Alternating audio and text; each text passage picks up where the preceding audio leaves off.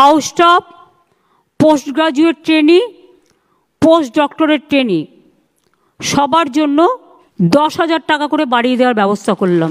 Junior ডাক্তাররা যাদের আজকে 10,000 টাকা বা 15,000 টাকা বেড়েছে, আপনি যদি অন্যান্য রাজ্যের খোঁজ নিয়ে দেখেন তাদের কিন্তু স্টাইপেন্ড অনেক বেশি আমাদের তুলনায়, এবং তারা এটা ডিজার্ভ করে। তাদের এই বেড়ে যাওয়াটাকে দেখুন, একটা টাকা বাড়লে অবভিয়াসলি তার কারণ মার্কেটে যে হারে জিনিসপত্রের দাম বাড়ছে, লাইফস্টাইল মেনটেন করতে গেলে বা সাধারণভাবে সংসার চালাতে গেলে এই স্যালারিটা দরকার। যেমন আমি একজন সরকারি চাকরিজীবী হয়ে আমাদের ডিএ বাড়ছে না, অন্যান্য রাজ্যে সেন্ট্রাল গভর্নমেন্ট যারা চাকরি হচ্ছে তাদের ডিএ বাড়ছে, আমাদের জুনিয়রদের তো ক্ষোভ থাকবেই। তো তাদের এই টাকাটা বেড়েছে, অবভিয়াসলি এটা ভালো, কিন্তু কথা হলো যে এটা কোনো দয়ার দান নয়, এটা তারা ডিজার্ভ করে। জুনিয়র ডাক্তাররাও একদিন সিনিয়র হবে, তাদের ভবিষ্যতের দিকে তাকিয়ে আমি জুনিয়র ডাক্তারদের সাসপেনশনটা উইথড্র করে নিচ্ছি।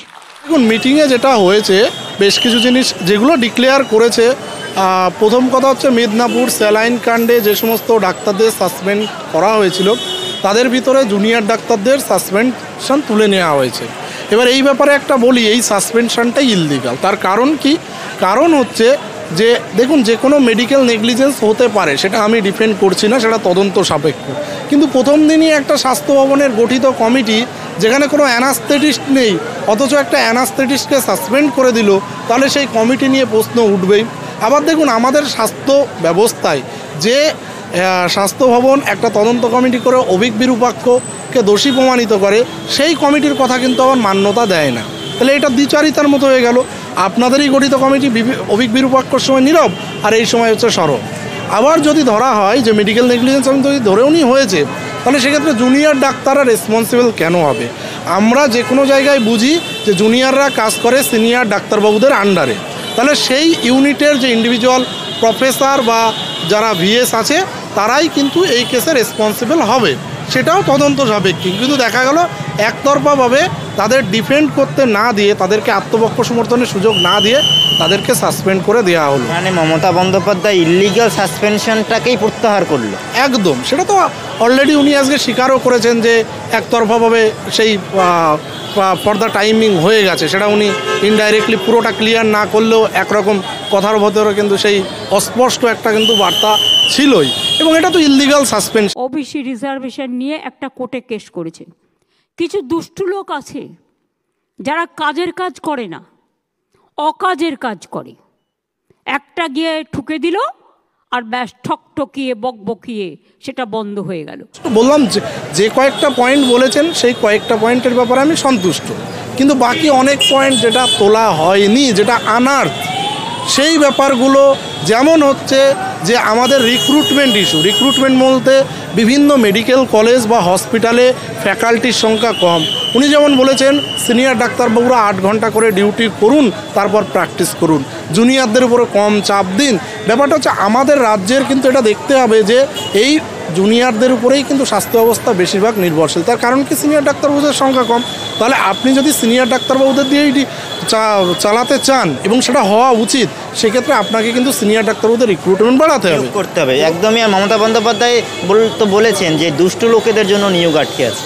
দেখুন, এই নিয়োগটা তো এখন দুষ্টু লোক না কোন লোক সেই ব্যাপারটা উনি যেটা বলেছেন যে ওবিসি রিজার্ভেশনের জন্য আটকে আছেন। এখন দেখুন, সেই ওবিসি রিজার্ভেশনেও তো কিছু গণ্ডগোল হয়েছে, সেটাও তো একরকম রাজ্য সরকারেরই দোষ দেখা গেছে, যার জন্যই তো হাইকোর্ট সেই ব্যাপারটাতে একটা দিয়েছে, স্টে অর্ডার দিয়েছে।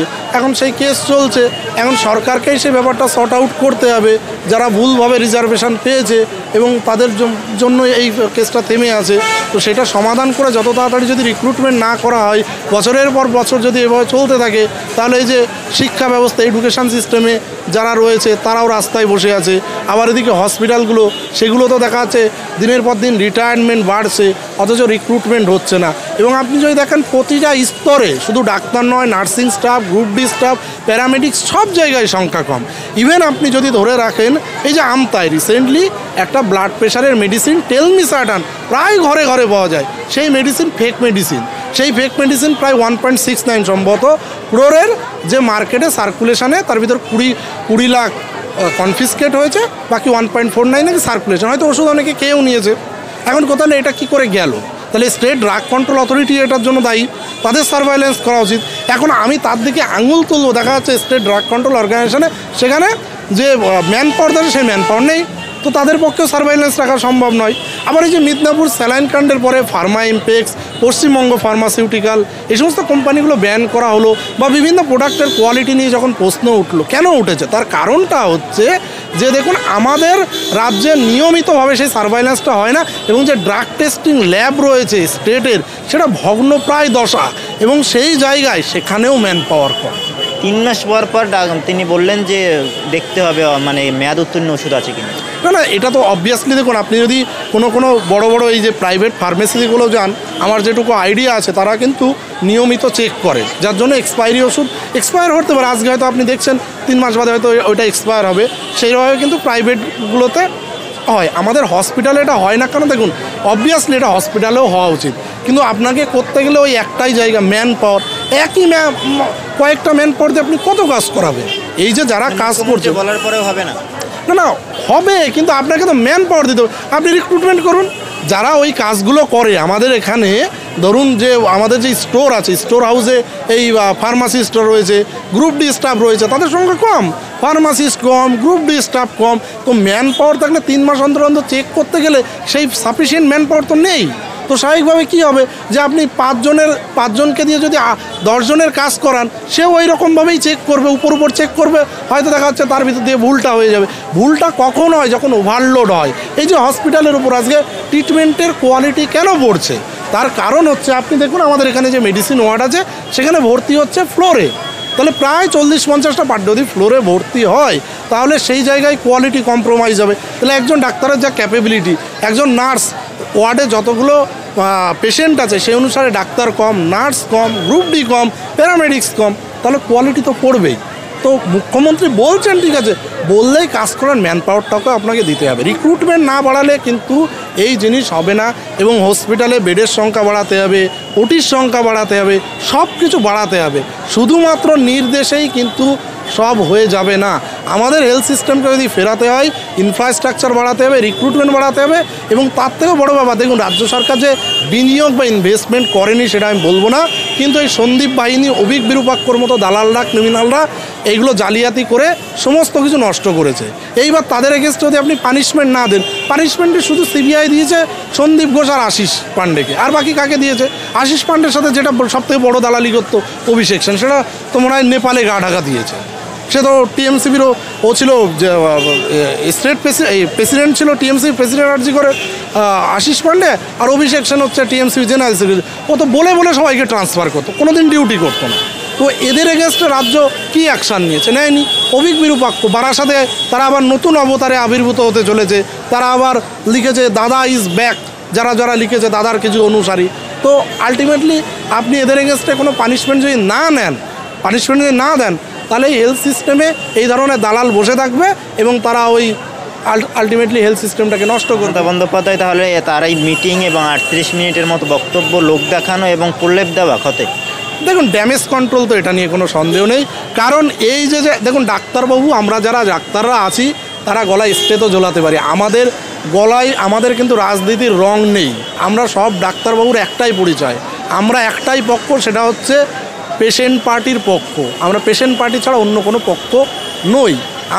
কিন্তু কিছু এখানে ক্রিমিনাল আছে, ওই বিরূপাক্ষ, অভিক, সন্দীপ ঘোষের মতো ক্রিমিনাল। এইবার ব্যাপারটা হচ্ছে এই যে আন্দোলনটা 9th আগস্টে যে ঘটনাটা ঘটেছে আরজি করে, এটা পৃথিবীর ইতিহাসে আর কোনো ঘটনা এই ধরনের ঘটেনি। এইটা হচ্ছে পৃথিবীর ভিতরে বিরল ঘটনা একটা। সেই ঘটনার পরিপ্রেক্ষিতে আন্দোলনটা হয়েছে, সেই আন্দোলনটা শুধুমাত্র এই পশ্চিমবঙ্গ নয়, সারা পৃথিবী।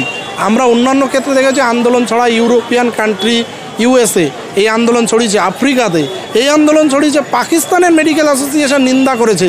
যখন বাংলাদেশে অ্যান্টি ইন্ডিয়া সেন্টিমেন্ট, বাংলাদেশের ডাক্তাররাও কিন্তু এটার প্রতিবাদ করেছে। মমতা বন্দ্যোপাধ্যায় বলছেন অনেক বদনাম হচ্ছে, দুটো একটা খারাপ কাজ হলে হাসপাতালের ক্ষেত্রে, স্বাস্থ্য ব্যবস্থার ক্ষেত্রে বদনামের ছড়াছড়ি, 99% কাজ ভালো হচ্ছে। দেখুন বদনামটা হচ্ছে তো অভিক, বিরূপাক্ষ, সন্দীপ ঘোষ, এই সমস্ত ক্রিমিনালদের জন্য। আপনি ক্রিমিনালদের শাস্তি দিন, তাহলে বদনাম হবে না। এই ক্রিমিনালরা শাস্তি পাচ্ছে না বলেই তো দিনের পর আমরা দিন বদনাম হচ্ছে। হ্যাঁ, আমরা বলছি ইনভেস্টমেন্ট করেছেন, এখনও করা উচিত, রিক্রুটমেন্ট বাড়ান, কিন্তু অ্যাট দ্য সেম টাইম ক্রিমিনালদের কিন্তু পানিশমেন্ট হয়নি। সিবিআই যা করার করেছে, কয়েকটা ভালো করুক খারাপ করুক, কিন্তু আমাদের স্টেট পুলিশ, স্বাস্থ্য ভবন অনেক কিছু ক্ষেত্রে নীরব। ডব্লিউবিএমসিতে এত ইরেগুলারিটিস, কী অ্যাকশান নিয়েছেন? তারা তো বহাল তবিয়াতে অভিজ্ঞানী মিটিং করেছে। তাহলে মমতা বন্দ্যোপাধ্যায় তো বলছেন যে কোথাও অ্যাকশন হচ্ছেন না, আপনি বলছেন, মমতা বন্দ্যোপাধ্যায় বলছেন পুলিশকে আরও বেশি কাজ করতে হবে, দরকার হলে মোবাইল ভ্যান বাড়াতে হবে এবং আরও সক্রিয় হওয়ার নির্দেশ দিলেন। দেখুন, এই রাজ্য পুলিশ এমন কোনো নিদর্শন এখনো পর্যন্ত দেখাতে পারেনি যে সেইটা নিয়ে আমরা স্যাটিসফাইড হব। সেটা তো এর আগেও অনেক প্রশাসনিক মিটিংয়ে অনেকবারই বলেছে। তাতে কি রাজ্য পুলিশের টনক নড়েছে? বা দেখুন, রাজ্য পুলিশকে হয়তো সামনে বলা হয় এক, তাদের হয়তো কাজ করতে দেওয়া হয় না, এটাও হতে পারে। সেটার চান্স খুব বেশি, কারণ আমরা তো দেখি যে সবসময় তারা একটা ওই শাসক দলের দলদাসে পরিণত হয়। পুলিশদের অবস্থা তো তাই। যদি এটা না হতো, পশ্চিমবঙ্গের ক্ষেত্রে দেখুন পুলিশদের যে সম্মান, সেটা কিন্তু একদম তলানিতে ঠেকেছে। এই পরিস্থিতিটা কেন এসছে তার কারণ, এবং ক্রাইম রেট এত বেড়েছে কেন তার কারণ হচ্ছে পশ্চিমবঙ্গের পুলিশি ব্যবস্থা, পুলিশের উপর কেউ ভরসা করতে পারছে না। পুলিশ এখন দেখা যাচ্ছে ক্রিমিনালদের দৌরাত্ম্য বেশি। এর কারণটাই হয়েছে পানিশমেন্ট হয় না রাজ্যে। দেখুন, আপনি বলতে পারেন যে বলবে যে কুলতলির কাণ্ডে ফাঁসি সাজা হয়েছে। দেখুন, রাজ্যে তো কত নির্ভয়া কাণ্ডের পর রেপ হলো, মার্ডার হলো, ফাঁসির সাজা শুনেছি, কজনের ফাঁসি হয়েছে আমার তো জানা নেই। তাহলে আমাদের এই সিস্টেমটা, পুলিশ কেস আইদার পরে রিপ্রেজেন্ট করতে পারে না বা সেটাকে প্রমাণ করতে পারে না। তারা হয়তো দেখা যাচ্ছে ফাঁসির থেকে সাজাটা পায় না, যাবজ্জীবন হয়েছে। সাজা যদি আপনি পানিশমেন্ট যদি স্ট্রিক্ট না নেন, কয়েকটা নিদর্শন যদি তৈরি না করেন, অভিক বিরূপাক্ষ এর এগেনস্টে যে অ্যালিগেশন, তাদের আপনি তদন্ত করে তাদের যদি পানিশমেন্ট না দেন, ওদের তো বিহাইন্ড দ্য বার হওয়া উচিত ছিল। আজও কেন তারা জেলের বাইরে? বা এই সমস্ত যারা এই সাথ দিয়েছে সন্দীপ ঘোষ, আশিস পান্ডেকে, তাদের এগেনস্টে আপনি কী করেছেন? সেখানে দাঁড়িয়ে এই যে গোটা বিষয় নিয়ে আপনাদের এখনও ক্ষোভ, এই ক্ষোভ প্রশমনের জন্যই কি মমতা বন্দ্যোপাধ্যায় 10,000 টাকা এবং 15,000 টাকা করে বেতন বাড়ালেন? দেখুন, আমি যেটা মনে করি, জুনিয়র ডাক্তাররা যাদের আজকে 10,000 টাকা বা 15,000 টাকা বেড়েছে, আপনি যদি অন্যান্য রাজ্যের খোঁজ নিয়ে দেখেন, তাদের কিন্তু স্টাইপেন্ড অনেক বেশি আমাদের তুলনায়, এবং তারা এটা ডিজার্ভ করে। তাদের এই বেড়ে যাওয়াটাকে দেখুন, একটা টাকা বাড়লে অবভিয়াসলি তার কারণ মার্কেটে যে হারে জিনিসপত্রের দাম বাড়ছে, লাইফস্টাইল মেনটেন করতে গেলে বা সাধারণভাবে সংসার চালাতে গেলে এই স্যালারিটা দরকার। যেমন আমি একজন সরকারি চাকরিজীবী হয়ে আমাদের ডিএ বাড়ছে না, অন্যান্য রাজ্যে সেন্ট্রাল গভর্নমেন্ট যারা চাকরি হচ্ছে তাদের ডিএ বাড়ছে, আমাদের জুনিয়রদের তো খুব থাকবে। তো তাদের এই টাকাটা বেড়েছে, অবভিয়াসলি এটা ভালো। কিন্তু কথা হলো যে এটা কোনো দয়ার দান নয়, এটা তারা ডিজার্ভ করে। এটা ডিজার্ভ করে আপনি যদি অন্যান্য রাজ্যের সাথে মিলিয়ে দেখান। তো যেটা করেছেন সেই পদক্ষেপকে আমি স্বাগত জানাই, কিন্তু এটা অনেকে হয়তো প্রচার করতে পারে এটা দয়া করেছে না। এটা junior doctor, intern, house staff, post graduate trainee, post doctoral trainee, SR, তারা কিন্তু ডিজার্ভ করে পাওয়ার জন্য, এবং সেটা পেয়েছে। আমি মনে করি এর থেকে আরও বেশি পাওয়া উচিত। রাজ্য সরকার সেটা স্বীকার করে নিয়েছে যে আমাদের সিএম স্বীকার করে আমাদের ক্ষমতা বলে এটুকু পেরেছি। আমি অবভিয়াসলি সেটা স্বাগত জানাই, কিন্তু কেউ এটাকে যেন বলার চেষ্টা না করে এটা দয়ার দান করা হয়েছে। এই যে ডাক্তারদের বেতন বাড়ানো হলো, ডাক্তারদের ক্ষোভ কি প্রশমন হলো? কারণ আমরা দেখলাম ধনধান্য স্টেডিয়ামের মধ্যে যখন এই ঘোষণা হলো, ডাক্তারদের তরফ থেকে যে হাততালি, মানে পুরো অডিটোরিয়াম হাততালি শব্দে আমরা দেখলাম। কিছু কিছু পদক্ষেপকে তো আমি স্বাগত জানাচ্ছি, সেটা নিয়ে অস্বীকার করার জায়গা নেই। কিন্তু যে জিনিস আনার হয়নি, মেন হচ্ছে স্বাস্থ্যের দুর্নীতি, রিক্রুটমেন্ট ইস্যু, সবথেকে বড় দুর্নীতির ইস্যুটা। এবং এই দুর্নীতির ইস্যুর জন্য আজকে একটা রেপ অ্যান্ড মার্ডার হয়েছে। এটা যতদিন না কমপ্লিট হচ্ছে ততদিন দেখুন, আমি পার্সোনালি কে কী করলো তাদের ব্যাপারে আমি বলতে পারবো না, আমি নিজে স্যাটিসফাই হতে পারবো না। আপনি হাততালি দেননি? না, দেখুন, হাততালি দেওয়াটা হচ্ছে পার্সোনাল পার্সপেক্টিভ, এটা একটা লোক দেখানো ব্যাপার। সেটাতে মানে হাততালি দেওয়ারও কিছু নেই, হাততালি নেওয়ারও কিছু নেই। এটা একটা আলোচনা সভা ছিল। আমার দাবি, এই স্বাস্থ্যের দুর্নীতি যতদিন না যাচ্ছে এবং মেয়েটার সঠিক বিচার, মেয়েটার যারা এই রেপ অ্যান্ড মার্ডার করলো তাদের সঠিকভাবে বিচার হচ্ছে, শুধুমাত্র একা সঞ্জয় রায় তো দায়ী নয়, আমাদেরও এই হেলথ সিস্টেমের অনেক এই অভিক বিরূপাক্ষর মতো ডাক্তাররা দায়ী। তাদের যতদিন না শাস্তি হবে ততদিন পর্যন্ত আমি অন্তত তালি বাজাতে পারবো না। সেই সময় তো অনেকবার বসার জন্য অনুরোধ করা হয়েছে এবং WBJDF-এর সাথে বসেও ছিলেন, কিন্তু এইবার যেটা হয়েছে, এই প্রোগ্রামটা যেটা আজকে হয়েছে, অনেকেই আমাকে প্রশ্ন করেছে যে আমি তো আন্দোলনে এত অ্যাক্টিভলি ছিলাম, এই প্রোগ্রামটা গেলাম কেন? এই প্রোগ্রামটা কিন্তু আমি কোনো পলিটিক্যাল প্রোগ্রাম ছিল না। পলিটিক্যাল প্রোগ্রাম হলে আমি যেতাম না। আমি যেটা গেছি এটা সরকারি প্রোগ্রাম, সেই কারণেই গেছি। মানে আমি আমার স্ট্যান্ড ক্লিয়ার করে বললাম যে সরকারি প্রোগ্রাম হওয়ার জন্যই গেছি এবং সরকারিভাবে হসপিটালের পক্ষ থেকে গেছি।